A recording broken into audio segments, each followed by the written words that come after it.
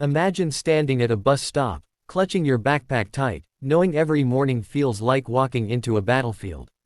Now imagine that the very thing you fear most, the bullies who never miss a chance to humiliate you. Decide today is the day to push harder.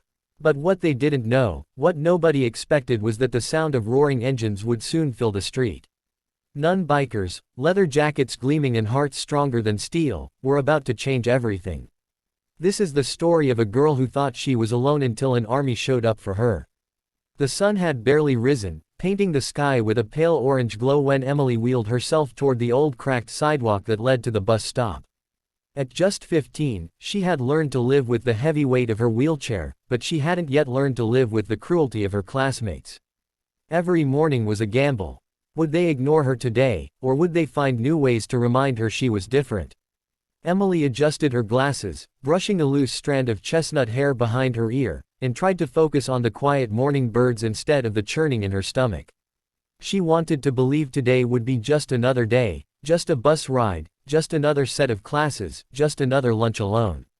But fate had other plans. A group of boys in varsity jackets appeared around the corner, loud with laughter, tossing a football between them. Emily recognized them instantly. Jake, their leader, tall, broad-shouldered, with a smirk that had crushed more than a few spirits, spotted her first. His grin widened, and Emily's heart sank.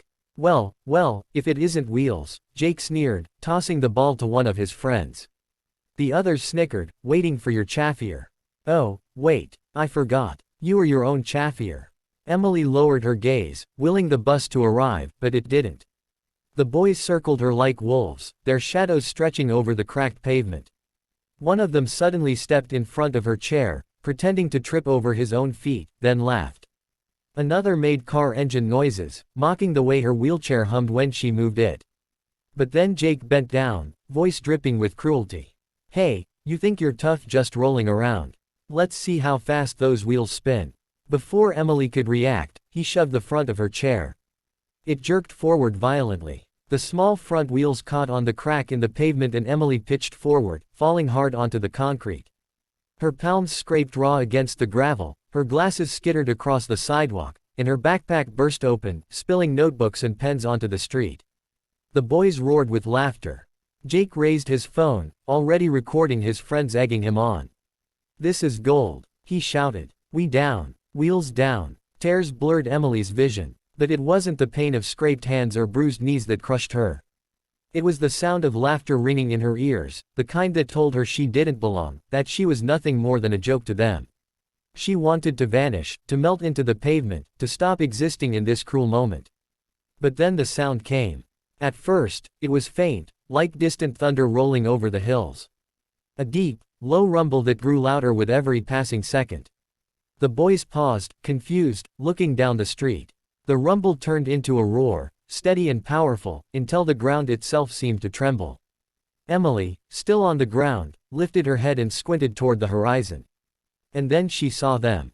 Motorcycles, not one, not two, but dozens. The sun glinted off chrome handlebars and black helmets. The street filling with the echo of engines. A line of bikers side by side, leather jackets patched with emblems of brotherhood, freedom and fire, 99 strong. They moved as one, an unstoppable wave of power and presence. The bullies froze, their laughter died in their throats. One by one, the engines cut off, leaving a heavy silence in their wake. And from the front of the pack, a tall man with a gray beard and sharp eyes stepped off his bike. He wore a vest stitched with patches, each one telling a story of roads traveled and battles faced. His boots hit the pavement with authority as he strode toward Emily. He stopped, crouched beside her, and gently picked up her glasses, handing them back to her with a warmth that made her chest ache. You okay, sweetheart? He asked softly. Emily nodded, still trembling. The man glanced over his shoulder at the bullies, who were now pale and silent, their confidence drained away. Then he looked back at Emily, his voice steady but kind. Don't worry, you're not alone anymore. The leader's name was Bear. Nobody knew his real name. But the way he carried himself, calm, protective, larger than life, made the nickname fit perfectly. He stood towering over the boys, his leather jacket creaking as he crossed his arms. The other bikers dismounted, forming a protective circle around Emily. 99 men and women, tattoos peeking out from sleeves, steel chains glinting, but their eyes, every single one, burned with loyalty. Jake stammered. We were just joking around. Joking. Bear's voice cut through the air like a blade. He pointed at Emily, still shaken on the ground. Does she look like she's laughing? The boys shifted uncomfortably, but none dared speak. The silence was louder than their earlier taunts, and for once Emily felt the power had shifted. She wasn't the victim anymore. Bear knelt beside her again. You ride with us today, he said firmly. Emily blinked in confusion, unsure what he meant. But then one of the bikers wheeled her chair upright, dusted it off, and secured her backpack. Bear gently lifted Emily and placed her back in her chair, his movements careful and respectful like she was family. The roar of engines started again, but this time it wasn't frightening. It was a promise. The bikers flanked Emily's wheelchair as she rolled forward.